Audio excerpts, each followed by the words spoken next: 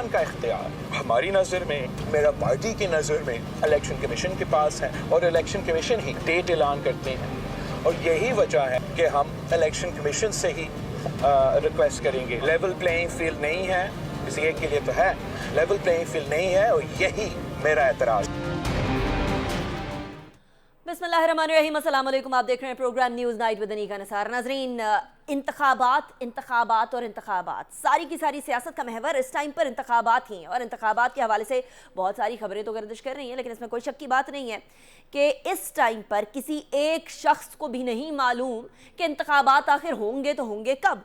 कयास आराइयाँ ज़रूर चल रही हैं, अपने अंदाजे ज़रूर लगाए जा रहे हैं, लेकिन अंदाज़ों से बढ़ के ये मामला कुछ भी नहीं है। इसके साथ साथ अब ये खबर आने लगी है कि शहबाज शरीफ साहब ने फरमाया कि नवाज शरीफ साहब 21 अक्टूबर को आ रहे हैं। 21 अक्टूबर का मतलब ये है कि उसके बाद फिर इंतखाबी मुहिम बाकायदा तौर पर स्टार्ट की जाएगी और इंतखाबी मुहिम किसी भी फॉर्म के अंदर तकरीबन 54 दिन की तो चाहिए ही चाहिए होती है। और ऐसी सूरत हाल के अंदर कि 54 दिन की इंतखाबात के अंदर क्या लीड करेंगे, नवाज शरीफ साहब वाकई में आ रहे हैं या नहीं आ रहे, क्योंकि इससे पहले बहुत सारी खबरें आती रही हैं नवाज शरीफ साहब के आने के बारे में, लेकिन खबरें तो आई, नवाज शरीफ साहब नहीं आए। क्या आ रहे हैं या नहीं आ रहे, that is an interesting point that will discuss today. इसके साथ साथ कानूनी पहलू हमारे यहाँ बहुत ज़्यादा आगे बढ़ते हुए हमें नज़र आ रहे हैं। एक तरफ सिर्फ और सिर्फ सियासी रस्साकशी हुआ करती थी, अब कानूनी और आईनी रस्साकशी ने सियासी रस्साकशी को कोसों दूर छोड़ दिया है। और ऐसी सूरत हाल में एक बात वाज़ेह हो गई है कि इंतखाबात से पहले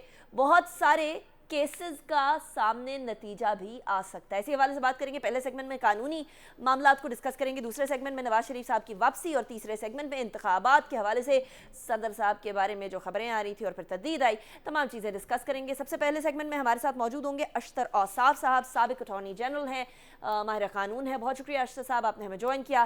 सेकंड सेगमेंट में इसार राना साहब हमारे साथ मौजूद होंगे, जर्नलिस्ट और एनालिस्ट हैं। थर्ड सेगमेंट में कमर जमा कायरा साहब, पाकिस्तान पीपल्स पार्टी के रहनुमा, हमारे साथ मौजूद होंगे। अशतर औसाफ साहब, सबसे पहले आपसे ये आगाज़ करते हैं। तोशाखाना case, 190 million pound case, Bushra Bibi की जमानत मंजूर हो गई है और चेयरमैन पीटीआई के लिए भी अभी कड़ा वक्त है। आपकी नज़र में अशतर साहब, किसी भी फॉर्म में ये तमाम के तमाम इंतखाबात से पहले केसेस निमटते हुए आपको नजर आ रहे हैं, कंसिडरिंग कि सुप्रीम कोर्ट के अंदर एक बहुत बड़ी चेंज तो आ ही रही है। एक एरा ऑफ उमर अता बंदयाल खत्म होके एरा ऑफ काजी फायज ईसा का जो है वो स्टार्ट होने वाला है, आगाज होने वाला है। Do you think there be any drastic difference? Supreme court जो है मेरी नज़र में तो एक कोर्ट है, उसमें चीफ जस्टिस का किरदार जो है वो एक ऐसा किरदार नहीं है जहाँ पे कोई सिपा सलार का हो या सदर मुमलिकत का हो या प्राइम मिनिस्टर का हो। वहाँ पे उनका किरदार जो है वो उसी तरह ही है जिस तरह किसी और जज का है। हाँ, कुछ जजमेंट्स ऐसी आ गई जिसमें उनको मास्टर ऑफ रोल रोस्टर की बात कर दी गई, उसके बियॉन्ड नहीं है। I don't think he can influence the other judges in coming to one decision or the other। और मैं एक्सपेक्ट नहीं करता कि इस तरह की कोई बात होगी।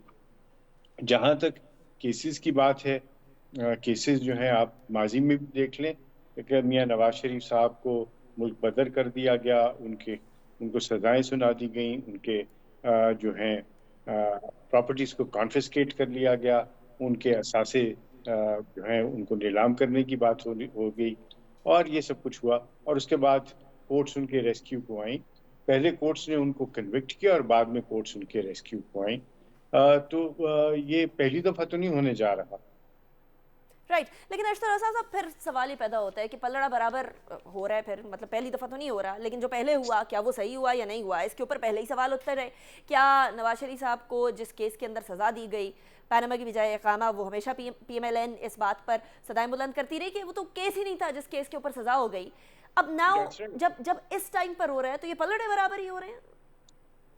नहीं, इस तरह नहीं मैं इसको देखता। मैं ये देखता हूँ कि wrong is being set right. आप बिल्कुल ठीक कहा आपने कि जिसका शोशा था, जिसका शराबा था, जिसकी सब बातें हो रही थी, वो तो पनामा था, उसमें सज़ा नहीं हुई। और जो सज़ा हुई वो अकामा पे हुई, जो कि कहीं किसी जगह पे अलेज भी नहीं किया गया था। देयर वाज नो एलिगेशन, कोई इस तरह का शायबा भी नहीं था और आउट ऑफ द बॉक्स वो चीज़ को निकाल के इसके ऊपर कर दिया गया। दूसरा जो किया गया वो एवन फील्ड का था, जो कि नैब ने किया और नैब ने भी जो कुछ किया उसके एविडेंस के ऊपर आपने देखा कि उनकी बेटी मरियम और उनके दामाद सफदर, उन दोनों की कन्विक्शन भी ओवरटर्न कर दी थी इस्लामाबाद हाई कोर्ट ने। अगर वही एविडेंस है, और वो यकीनन वही एविडेंस है, तो वो केसेस भी बोगस निकले, और उन केसेस में भी उनको रिलीफ मिलना चाहिए और मिल जाएगा। तो राइट। ये सिलसिले जो चल रहे हैं, उससे मुझे लग ये रहा है कि आने वाले दिनों में इलेक्शन जो हैं वो बिल्कुल होंगे, और इलेक्शन जो हैं वो जितनी जल्द हो सके, 90 दिन के करीब करीब हो सके, उतना ही अच्छा है, और डेफिनेटली सेनेट के इलेक्शन से पहले होने चाहिए। राइट। लेकिन अरसद साहब इस टाइम पर ऑब्वियसली वो एक और मामला भी चल रहा है जहां अटक जेल में चेयरमैन पीटीआई के हवाले से केस सुनने की बात है कि हम किसी भी फॉर्म के अंदर अटक जेल से बाहर नहीं जाने दे सकते हैं, और उसके ऊपर वकला पीटीआई के वो जा चुके हैं इस टाइम पर अदालत में। आपकी नज़र में इस मामले पे सुनवाई होने के कोई आसार, कोई इम्कानात हैं या नहीं? देखिए, मैं बताऊं आपको कि एक तरफ तो हम देखते हैं कि बारहा ये कहा गया कि उनकी सिक्योरिटी को, उनकी पर्सन को खतरा है, और अगर वो ओपन सारा ये सिलसिला होगा, बल्कि बारहा इल्तवा में केस चले गए इस बुनियाद के ऊपर कि वो सिक्योरिटी रीजंस की वजह से ट्रेवल नहीं कर सकते। और जहाँ तक जेल ट्रायल की बात है, मैं जेल ट्रायल के खिलाफ हूँ, जेल ट्रायल नहीं होने चाहिए। और अगर जेल की प्रीसिंक्ट्स में अगर हो भी रहे हैं, तो वो इस तरीके से किए जा सकते हैं कि वकला को पूरी इजाज़त होनी चाहिए, उनके हर तरह से उनकी मुआवनत होनी चाहिए। फेयर ट्रायल जो है वो लाजमी एक जुज़ है, वो एक बुनियादी हक है, लेकिन फेयर ट्रायल के लिए ज़रूरी नहीं है कि वो एक पर्टिकुलर इमारत में हो, वो कहीं पे भी हो सकता है। So it would be fair अगर अटक जेल में भी हो तो? I would say that it would be fair if he is accorded all the opportunity of defending himself, और वो उनका बुनियादी हक है। सही, चाहे किसी भी इमारत में हो। अच्छा अशरफ साहब, आपकी प्रेजेंस का फ़ायदा उठाते हुए ज़रा ये बात भी कर ही लेते हैं कि प्रेसिडेंट साहब, ईसीपी, वजारत कानून, सबकी आरा मुख्तलिफ हैं। इंतखाबात के बारे में डेट देने की कल गर्दिशें कर रही थी खबरें, और फिर प्रेसिडेंट ऑफिस की तरफ से खबर आती है कि नहीं, अभी कोई ऐसी डेट नहीं दी जा रही, मुशावरत ज़रूर चल रही है। मुशावरत की बात सामने आ गई थी, लेकिन ये मुशावरत होना आफ्टर ईसीपी का वो जो लेटर था, लेटर का जवाब था, और वजारत कानून का बताया जाना कि नहीं आप नहीं दे सकते तारीख। आपकी नज़र में क्या अभी भी प्रेसिडेंट साहब के पास वो हक है जो कि वो समझते हैं, जिसको वो इस्तेमाल करना चाह रहे हैं, जिसको वो एक्सरसाइज करना चाह रहे हैं इंतखाबात की तारीख देने का?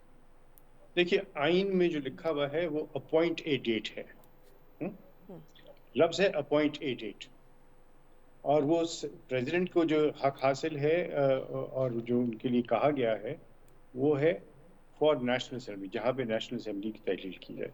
सूबाई असेंबलियों के मुतालिक उनके पास ना इख्तियार है, ना हक है, ना वो कर सकते हैं, और उसका सारा सिलसिला जो है वो गवर्नर्स के पास है। अब आपको एक छोटी सी मिसाल दे दूं कि गवर्नर सिंध कहते हैं कि जी मैं तो कहूँगा कि ये 14 फरवरी को इलेक्शन हो जाए, और सिंध वाले कहते हैं कि जी मैं कहता हूँ 13 फरवरी को हों, और जो पंजाब वाले हैं वो कहते हैं नहीं नहीं, मेरा तो ख्याल है कि ये 5 फरवरी को होने चाहिए।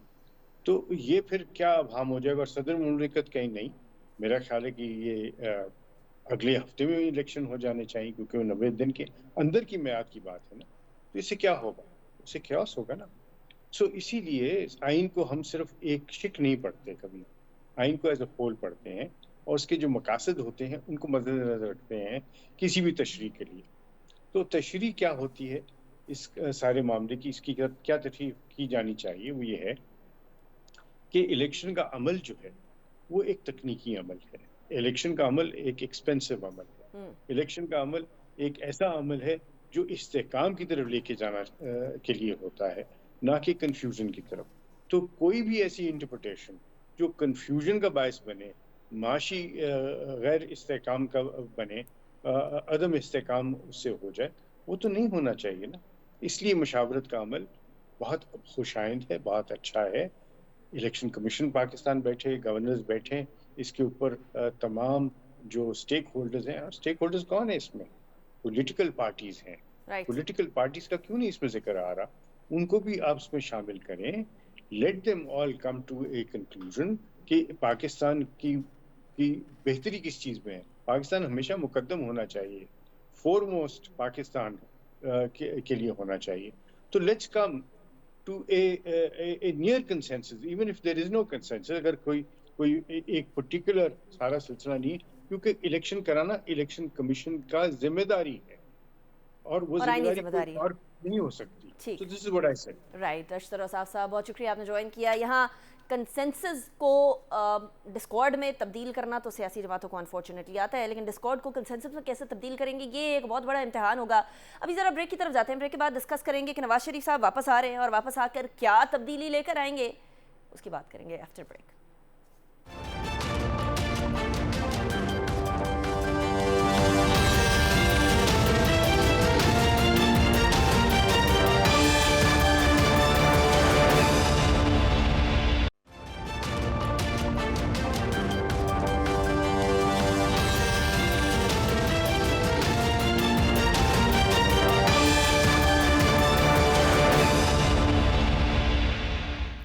Welcome back after break. Break पे जाने से पहले हम बात कर रहे थे कि कानूनी तौर पर और आईनी तौर पर मामलात किस तरफ जा रहे हैं। पाकिस्तान की सियासत इस टाइम पर कानून और आइन से इस तरीके से जम हो चुकी है कि इन दोनों को अलग अलग करना बिल्कुल ही नामुमकिन हो चुका है।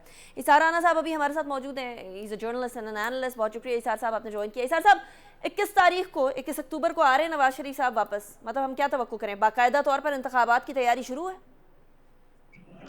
आपने मेरे इस बात को नोट कर लें अपने प्रोग्राम में कि जल्जला आए, तूफान आए, सैलाब आए, सुनामी आए, नवाज शरीफ नहीं आए। अच्छा। और हाँ जी, ये बात आप मेरी आज क्यों नोट इसार कर साहब? लीजिएगा। बस वो एक फिल्म में वो क्या नाम है, जो इंडियन अदाकार था धर्मेंद्र का बेटा, वो कहता है ना, तारीख पे तारीख, तारीख पे तारीख। ये सिर्फ तारीख पे तारीख देते जाएंगे और वो कभी नहीं आएंगे। उसकी रीजन ये है कि ये सब तो खुद मुल्क से फरार हो चुके हैं।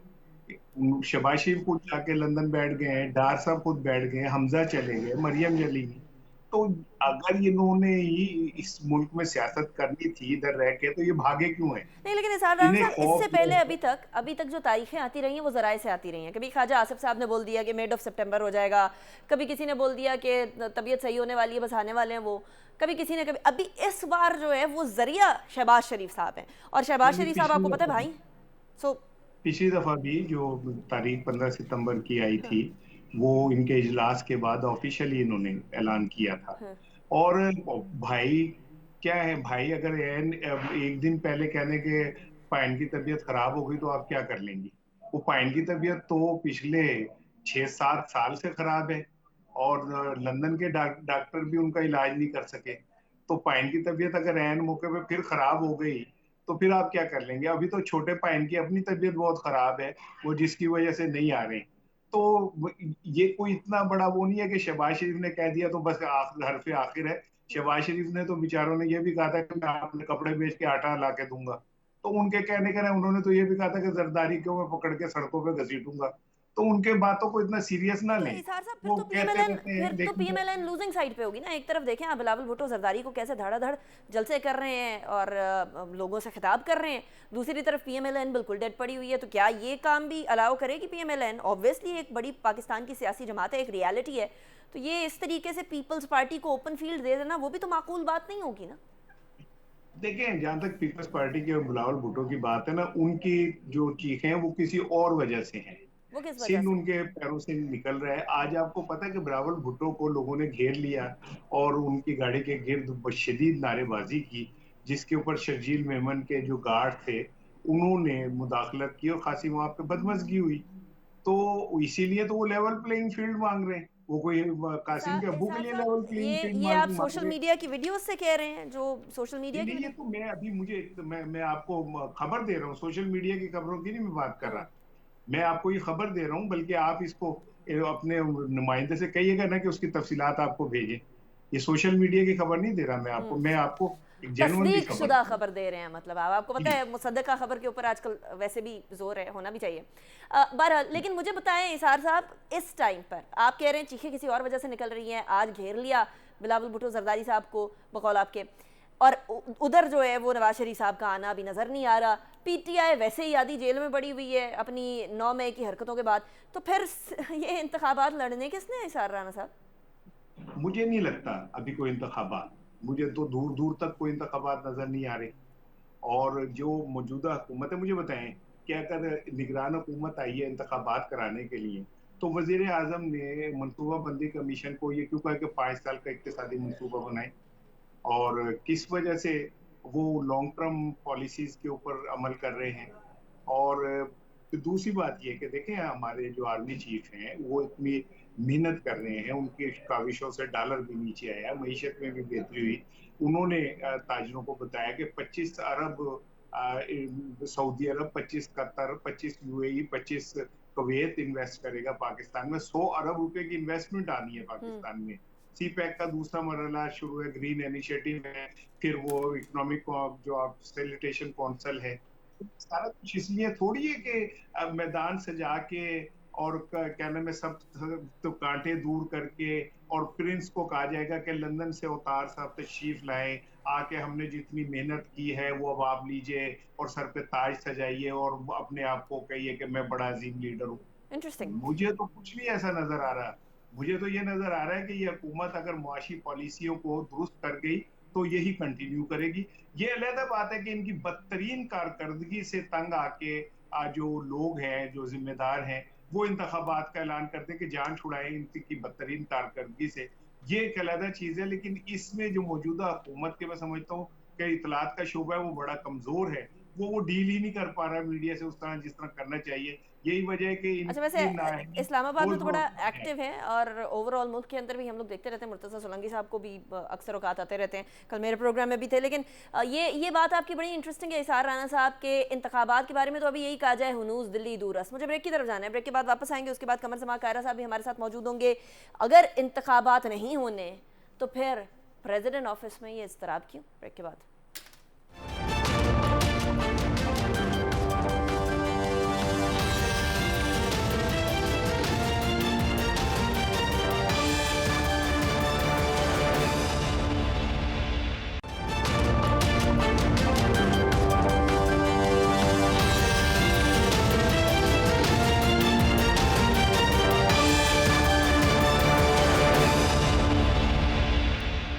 Welcome back after the break. Break पे जाने से पहले हम बात कर रहे थे नवाज शरीफ साहब की वापसी की, लेकिन अब जरा बात करते हैं क्योंकि इंतखाबात खटाई में पड़ते हुए नजर आ रहे हैं। अभी थोड़ी देर पहले हम बात कर रहे थे कि इंतखाबात होते हुए नजर आ रहे हैं या नहीं नजर आ रहे हैं, और बहुत सारे हलकों की तरफ से मुझे हुनूस दिल्ली दूर अस्त वाला जो एक इंप्रेशन है वो जरूर दिया जा रहा है। But at this point in time Pakistan Peoples Party बड़े बढ़ चढ़ कर ये बात कर रही है कि 90 दिन के अंदर इंतखाबात होने चाहिए। आइन और कानून कुछ और कहता है। बिलावल भुट्टो जरदारी साहब ने बड़े वाज़ेह तौर पर यह भी कह दिया कि जी मेरा काम जरदारी साहब के बात सुनना सिर्फ घर तक है, अदरवाइज मैं कानून और आइन की बात सुनूंगा। सुने क्या कहा। जहाँ तक सदर जरदारी का इस बयान है, आप सदर जरदारी का से पूछे कि इस बयान का मतलब क्या है। पाकिस्तान पीपल्स पार्टी का सीसी मीटिंग हुआ था जिस पे मैंने और सदर जरदारी साहब ने उसका सदारत की। पाकिस्तान पीपल्स पार्टी की सीसी मीटिंग में हमने ये दो राय पे गौर किया। एक तरफ जो 90 दिन का सिलसिला है, जो आइन में जो लिखा गया है, उस मीटिंग में पाकिस्तान पीपल्स पार्टी के तमाम जो लीगल एक्सपर्ट्स हैं उन सब ने हमें बताया कि आइन के मुताबिक 90 दिन में इलेक्शंस होने चाहिए। घर के मामलों में मैं सदर जरदारी साहब की बातों पे पाबंद हूँ। जहाँ तक सियासी बातें हैं, जहाँ तक आइन की बात है और जहाँ तक पार्टी पॉलिसी है, तो मुझे अपने कारकुन के और अपना पार्टी सेंट्रल एग्जीक्यूटिव कमेटी के जो फैसले हैं उन पे पाबंद हूँ। कमर जमा कायरा साहब हमारे साथ मौजूद हैं, पाकिस्तान पीपल्स पार्टी के सीनियर रहनुमा। कायरा साहब, आपने सुनी बिलावल भुट्टो जरदारी साहब की बात। अब 90 दिन के इंतखाबात में जहां पाकिस्तान पीपल्स पार्टी के हवाले से इज़्तिराब पाया जा रहा है, वहीं प्रेसिडेंट ऑफिस में भी एक हलचल ज़रूर मची हुई है। कल ये बात कही तो कही कि नहीं कोई तारीख नहीं दे रहे, अभी मुशावरत चल रही है, लेकिन मुशावरत उसके बाद के ECP और उसके बाद की वजारत कानून ने मना कर दिया स्ट्रेट फॉरवर्डली कि प्रेसिडेंट साहब तारीख नहीं दे सकते हैं तरामीम के बाद जो अभी रिसेंटली हुई हैं। उसके बाद भी मुशावरत पे भी ऑब्वियसली सवालात पैदा होते हैं। क्या आप बाकी सियासी जमातों की तरह ये समझते हैं कि प्रेसिडेंट साहब को तारीख नहीं देनी चाहिए, या वो इज़्तिराब जो वो पाकिस्तान पीपल्स पार्टी के साथ शेयर करते हैं आप उसको इनकरेज करते हैं? जी, हमारी सारी सियासी जमातों का भी यही व्यू है कि सदर साहब के पास इस सूरत हाल में जबकि असम्बली प्राइम मिनिस्टर ने डिसॉल्व की हो, उनके पास ये इख्तियार नहीं है कि वो डेट दे सके, और उनको किसी इस तरह के मुहिम जोई में पड़ने की भी ज़रूरत नहीं है, इसलिए कि इस वक्त ऑलरेडी एक प्रोसेस जारी है, इंडिपेंडेंट इलेक्शन कमीशन मौजूद है जिसकी ये जिम्मेदारी है, उसी को ये काम करना चाहिए। राइट, लेकिन उसके बाद फिर ये 90 दिन के इंतखाबात की डिमांड करना पाकिस्तान पीपल्स पार्टी की तरफ से कायरा साहब, फिर यहाँ तशवीश शुरू होती है बेसिकली कि एक तरफ आप सीसीआई के अंदर बैठते हैं और ये डिसाइड करते हैं कि जी ये जो सेंसस है बेसिकली, उसके बाद हल्का बंदियाँ स्टार्ट होंगी, सेंसस के मामले डिस्कस करते हैं और एक मुत्तफ़िका तौर पर ये डिसाइड होता है कि इंतखाबात इस सारे मरहले के बाद होंगे, और अब 90 दिन की डिमांड, तो फिर ये तो वो कहते हैं ना खुला तजाद तो नहीं है। आपने फरमाया ना कि हल्का बंदियां इससे पहले भी हो सकती थी, हल्का बंदियां इससे पहले नहीं हो सकती थी। हल्का बंदियां होने के लिए जरूरी यह है कि पहले मरदमशुमारी का रिजल्ट आए। मरदमशुमारी क्यों जल्दी कराई गई? मरदमशुमारी 10 साल के बाद हो रही है, 5 साल बाद हुई, इसलिए कि इससे कबल जो मरदमशुमारी 2017 में हुई थी वो मुतनाज़िया थी, उसको एक्सेप्ट नहीं किया गया था, और आइन में एक तरमीम करके उस मरदमशुमारी के तहत हल्का बंदियां करके इलेक्शन एक दफा के लिए कराया गया था 2018 का स्पेसिफिकली मेंशन करके। उसके बाद इमरान खान साहब ने उसी की वजह से सारी जमातों की मशावरत से ये मरदमशुमारी कराने का फैसला किया। मरदमशुमारी नॉर्मली इलेक्शन से पहले हो जाती है, उससे पहले हल्का बंदियां हो जाती हैं। ये अमल क्योंकि शुरू ऐसे दौर में किया गया और उसका शेड्यूल भी खान साहब के अपने दौर में दिया गया था, ऑलमोस्ट तैयारी उसने की गई थी, लेकिन ये तय था कि ये कोई मई में हल्का बंदियां फाइनल हो जाएंगी।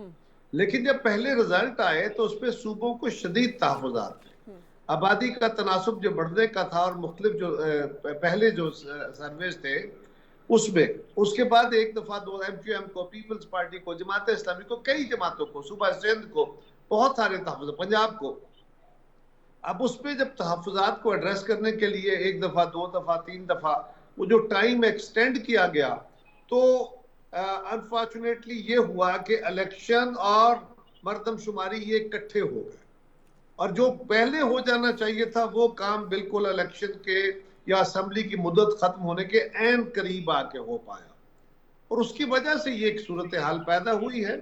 उस पर पीपल्स पार्टी का मौक़िफ़ बिल्कुल वाज़ेह है, हमारा पार्टी मौक़िफ़ है कि कोशिश 90 दिन की होनी चाहिए थी, 90 दिन में आइन कहता है इलेक्शन कराएं। अब इलेक्शन कमीशन को बाकी जमातें और मीडिया और बाकी लोग कह रहे हैं, तो इलेक्शन कमीशन ने हमारी रिप्रेजेंटेशन भी सुनी है, और जो मरदमशुमारी के बाद हल्का बंदियों का अमल है उसको 15 दिन शॉर्टन किया है। इसी तरह इलेक्शन का अमल भी शॉर्ट हो जाना चाहिए, और मेरे ख्याल में इस पे कोई कंट्रोवर्सी नहीं उठानी चाहिए।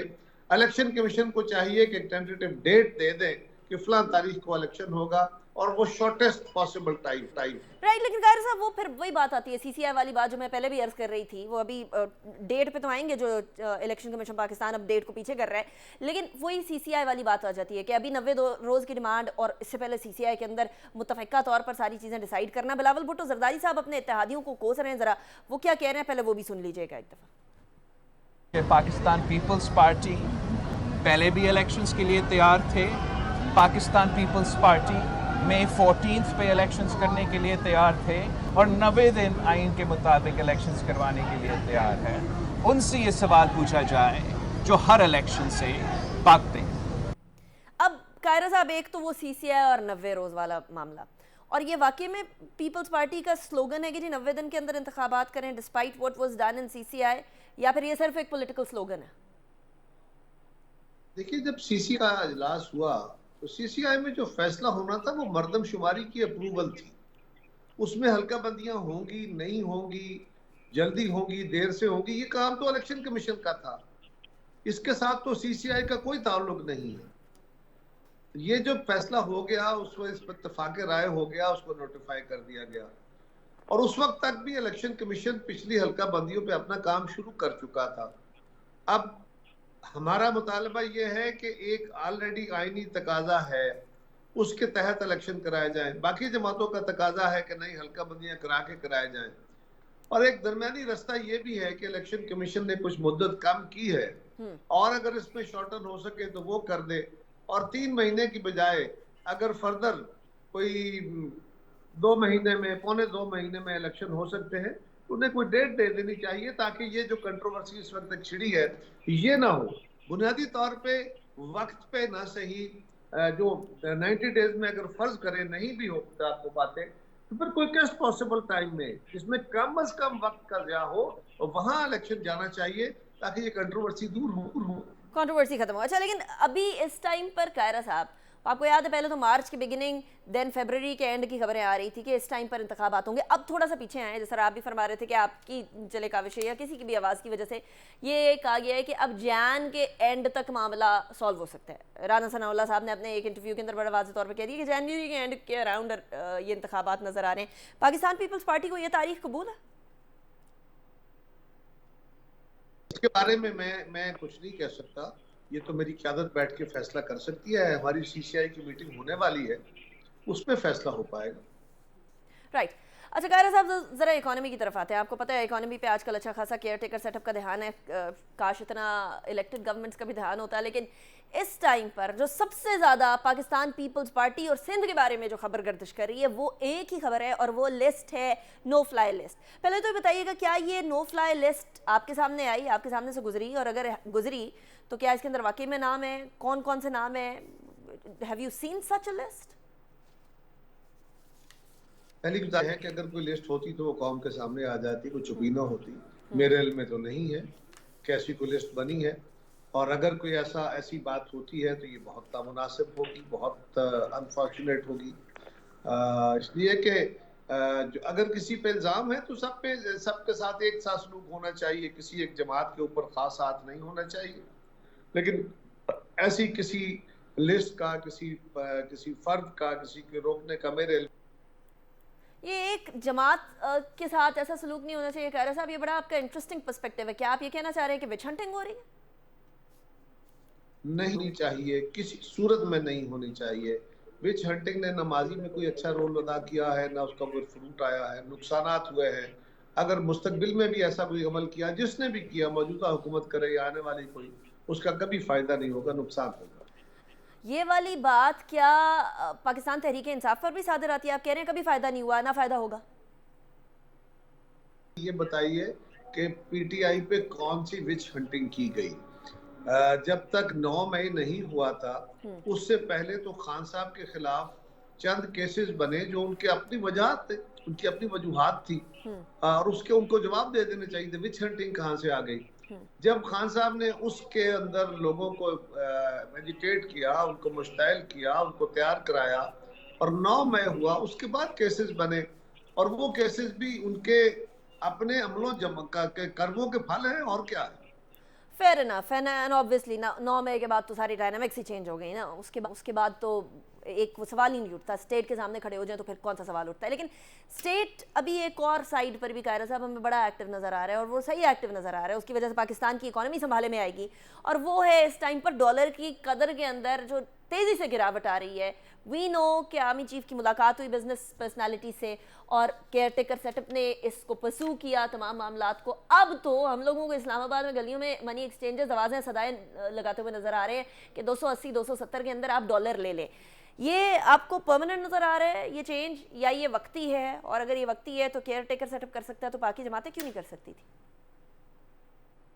देखिए, पहली गुजारिश तो ये है कि कोई भी इक़दाम जो इकोनॉमी को बेहतर करने के लिए हो, या लूट मार को रोकने के लिए हो, यकीनन अच्छा है, उसको कौन इनकार कर सकता है। दूसरी बात, इसका मतलब ये हुआ कि अगर हमारे सारे इदारे अपना अपना काम करें तो हम पाकिस्तान की इकोनॉमी को और बाकी चीज़ों को दुरुस्त कर सकते हैं। तो ये काम हमें रूटीन में भी करने चाहिए। किसी खास मौके पे जब बहुत ज़्यादा चीज़ें हाथ से निकल जाए उस वक्त नहीं करने चाहिए। और तीसरी बात यह कि रेगुलेटर को जब टाइमली ये काम करना चाहिए था, जो उसने नहीं किया, और अब आके एक्स्ट्राऑर्डिनरी मींस इस्तेमाल करने पड़े, तो हो गया। सो ये स्पेस मौजूद है, जिस भी इदारे से किया जाए, जो भी इदारा करे, सब कौम के इदारे हैं, ये एक अच्छा अमल है। हाँ, लूट मार हुई, उसको बिल्कुल रोकना चाहिए। जो फ्री फ्लोट की बात है, पीपल्स पार्टी पिछली हुकूमत का भी हिस्सा थी, उससे पहले डार साहब की गवर्नमेंट, जब मुस्लिम लीग की गवर्नमेंट थी, उससे पहले पीटीआई से पहले उन्होंने भी कोशिश की तो ये फ्री फ्लोट हमारे जिम्मे लगा देना कोई मुनासिब नहीं है।